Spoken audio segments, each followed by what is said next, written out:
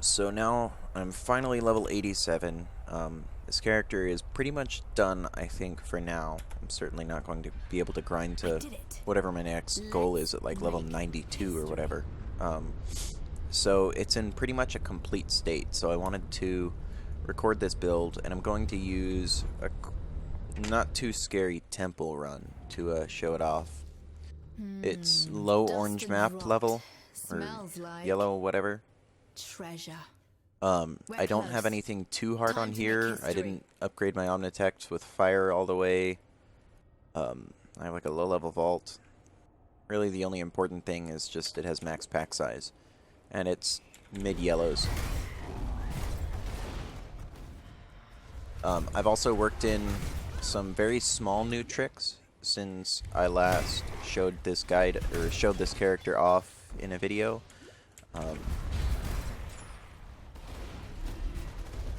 But I'll do some gameplay first before really discussing that stuff. Atzoatl.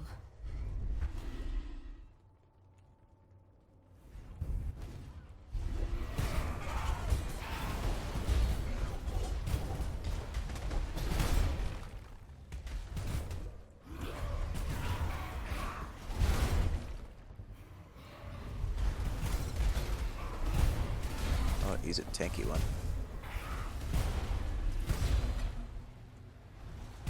He's a really tanky one, what the hell? He was resisting Ellie even through my Frostbomb and Curse.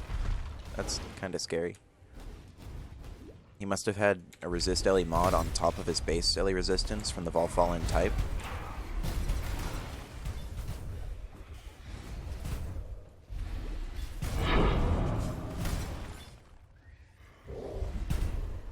No thank you. Jeez.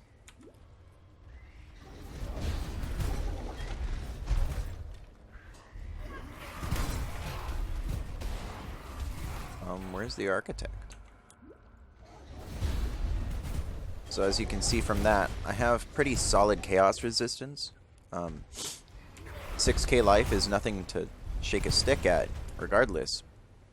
But I can pretty much face tank any deal of chaos res and not be terrified like you usually are with a hybrid character.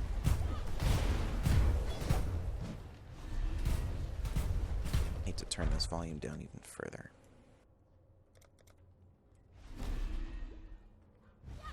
So is there no oh, yeah, there's no Architect. Crazy how that works. I'll go kill an Architect before breaking down and analyzing stuff. They trained an army. But why? Oh. To protect from you. When I'm ready, and not before.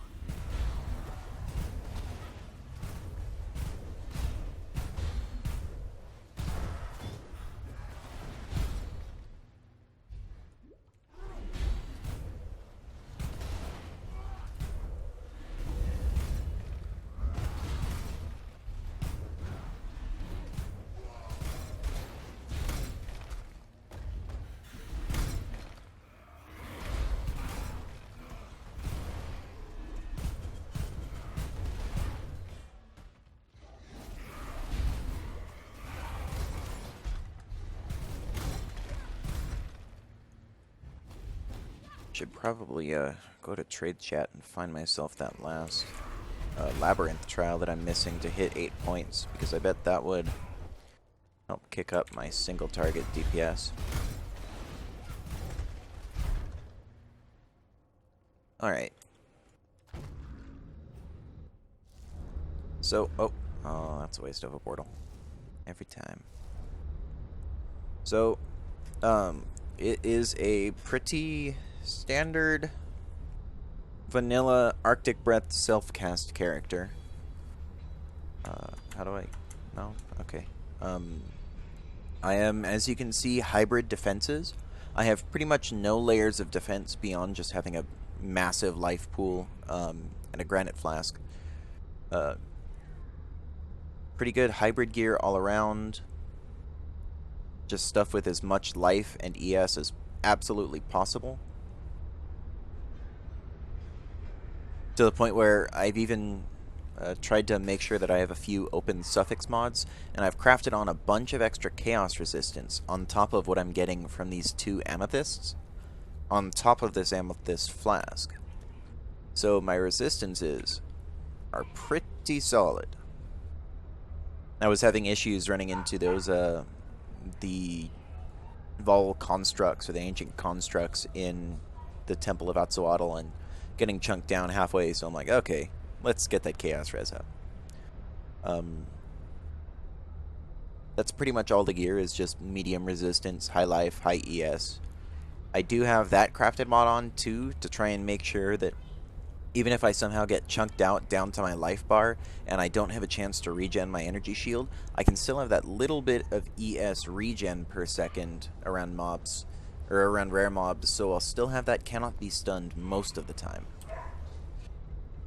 My gems are Arctic Breath, linked to Efficacy, Bone Chill, GMP, and Hypothermia.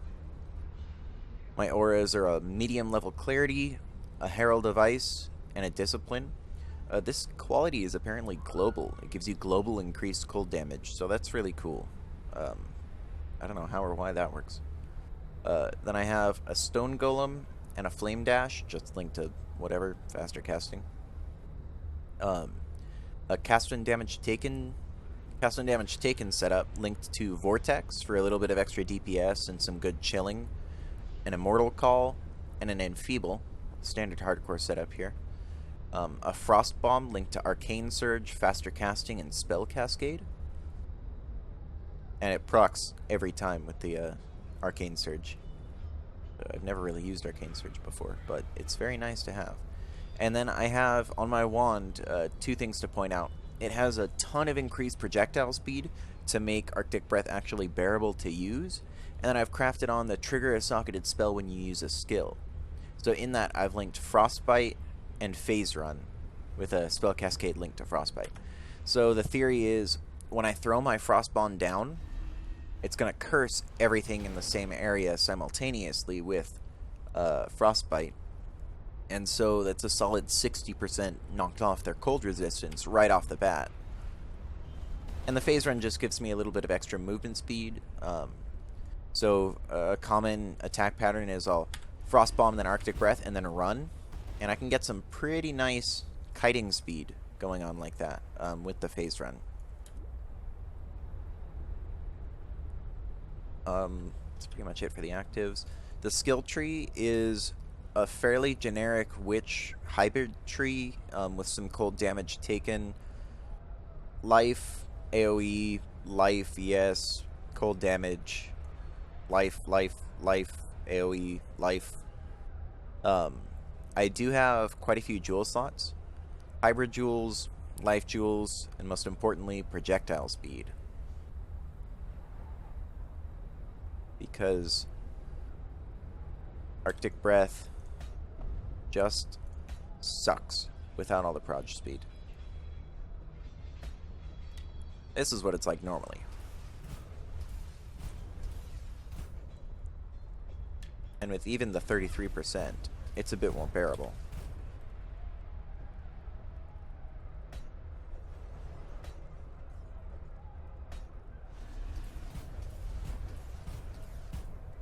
So that really helps out in just general clearing and trying to off-screen things. It has 50% increased projectile speed, and it's pretty decent.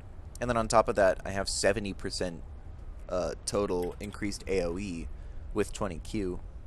So each individual pop is really, really big. It leads to some good shotgunning when I throw it into a big pack of monsters. Between that and Herald of Ice pops, the pack clear is not terrible at all, considering how it's a weird DOT skill. I've invested precious little into damage over time because of that. I'd prefer to never have to use the DOT and to just kill everything with the outright cold damage. So I feel like it's kind of pointless to go into like these nodes or these nodes. Especially because you have so much freeze already available to you. I freeze even bosses a decent percentage of the time. I don't run any other keystones except for Elemental Overload, like, I've considered Eldritch Battery, but frankly, I'd rather have this giant life pool than a little bit of extra mana and a little bit of extra defensiveness from Mind Over Matter. I get about the same level of EHP using this as I do from Mind Over Matter. I have my good old buddy, the Stone Golem. And so with him, I regen a solid portion of my life. It's enough to shrug off any Vagrant Chaos damage or whatever. I don't think Vagrant's the right word there, but I already said it, so I can't take it back.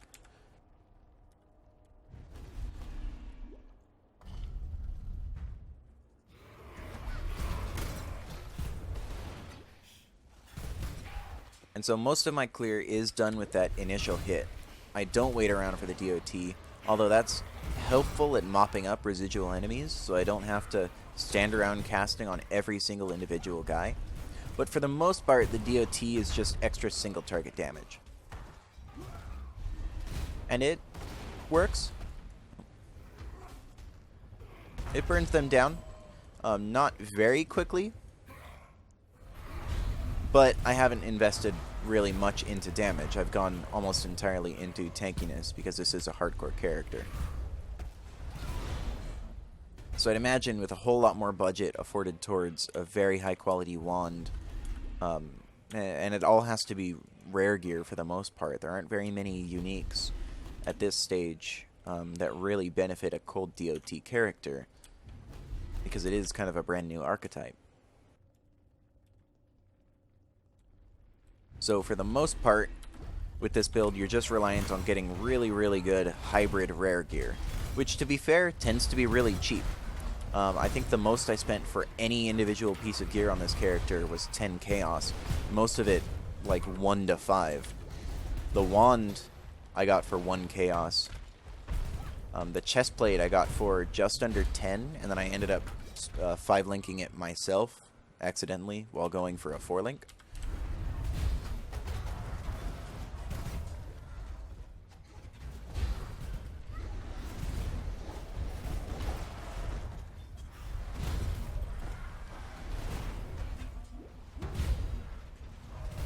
So it's a pretty decently cheap character to kit out and get rolling. The only issue with that is just you need a 5-link.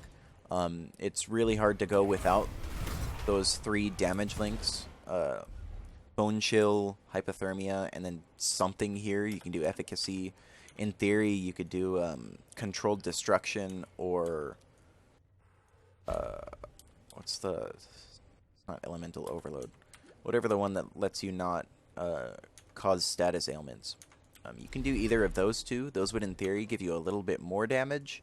But I've seen a lot of other people on Peewee.Ninja on the leaderboard using Efficacy, so I guess I'm using it just to be a sheep.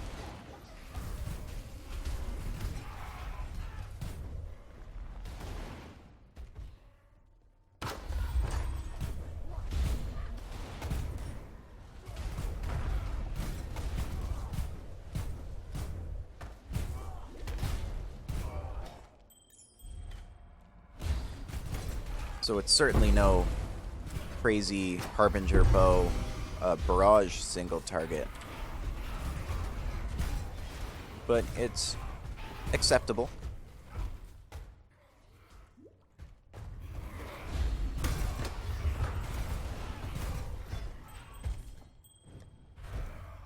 Boy, do I hope you can hear a single word that I've said so far. I did do an audio check beforehand, but I am always paranoid.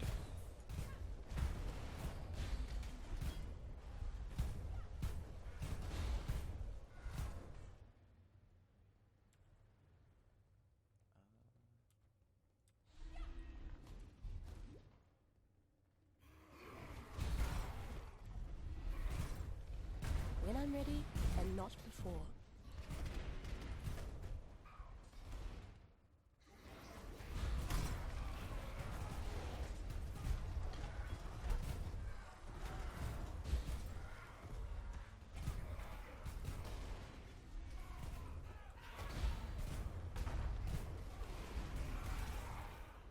I think what this build really needs, in terms of support from GGG, is maybe less a mechanical update, like some people think this skill needs because it's intrinsically pretty clunky.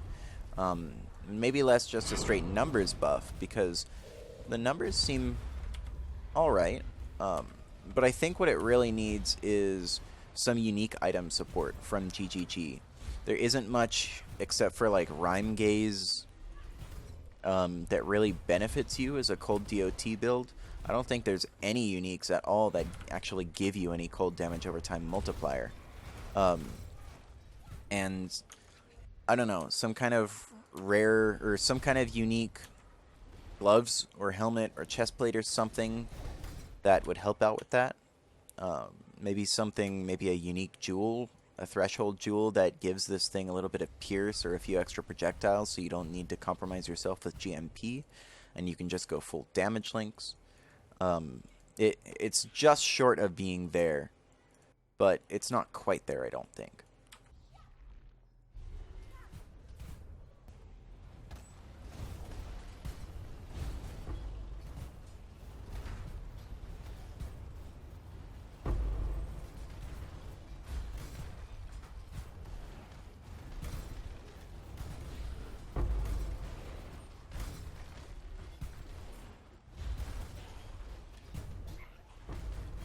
So it can handle itself in breaches fairly well.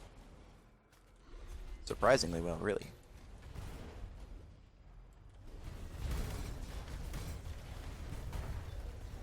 It's a lot better at clearing off the chaff than it is killing the rares.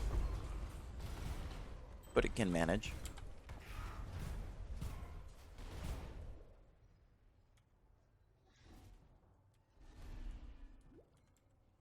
Next.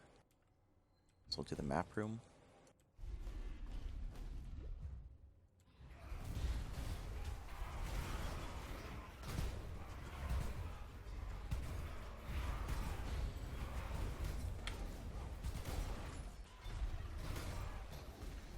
I wasn't hitting my amethyst flask during that, so chaos damage hit me for a decent amount. I still keep around that life flask because I am paranoid, but in theory I don't really need to. I could certainly be running like a, I don't know, Ziri flask. Anything really. Wise Oak. If you want it to be cool in a hip, you could be using a Wise Oak. My resistances are a little too wonky for that. I'm mostly relying on explicit mods for my resistances. Nothing really easily tuned into Wise Oak territories. And it turns out it's really hard to get really, really high quality gear when you also need them to have 3 perfect prefixes in life, energy shield, and energy shield in order to have any EHP at all on the gear. So that's why if I had a chance to get gloves that were nearly as good as this, I would spend the Divine to Mastercraft on Projectiles Pierce an additional target, and that would increase my pack clear by a lot, by a ton, allowing me to shotgun twice as many enemies, even if it doesn't amp my AoE DOTs. But it's just, that's a prefix mod, the Pierce mod, and so I would have to sacrifice either life or one of the 2 ES mods. You can see on this I have a hybrid ES life flat roll, and then a flat life, and then a percent ES. And it's hard to beat how much tankiness this gives me. I'm way too paranoid to go down in tankiness, because this is the highest level I've ever gotten a hardcore character myself. I tend to die like 84, 85 every time, even when I played like Lifting Nerd Bros Ancestral Warchief Totems in, I think, Harbinger League.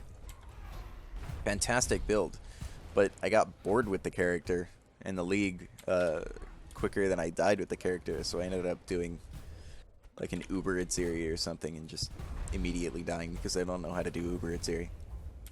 Good times.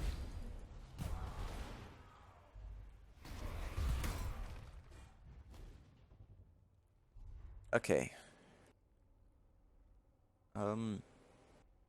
Yeah, this won't be too bad. This better be worth it. He should die pretty quickly.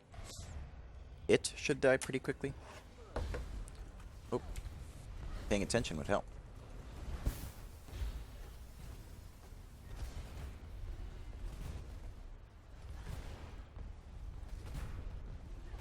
I am not, however, going to be able to deal with the phantasmal spirits phase or whatever very well. Although you'd think with the DOT it would be able to handle it. They seem to have a really high LE resist or something. They tend to get through before I can kill them.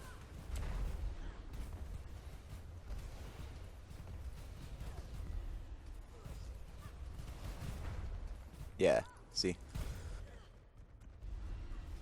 This was like 2 got through. Damn it.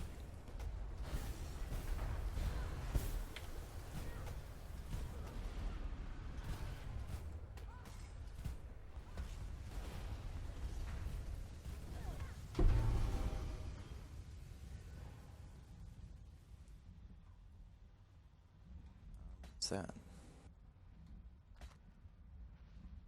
Oh. Okay. Well, so that is my self-cast Arctic Breath hybrid character. I didn't show this off during the bulk of the video, but you can pretty much assume what ascendancy nodes you take. It's a pretty solid character. I enjoy it. It's not the strongest, but what is, except for whatever Mathil's playing at the time, right? Thank you for watching.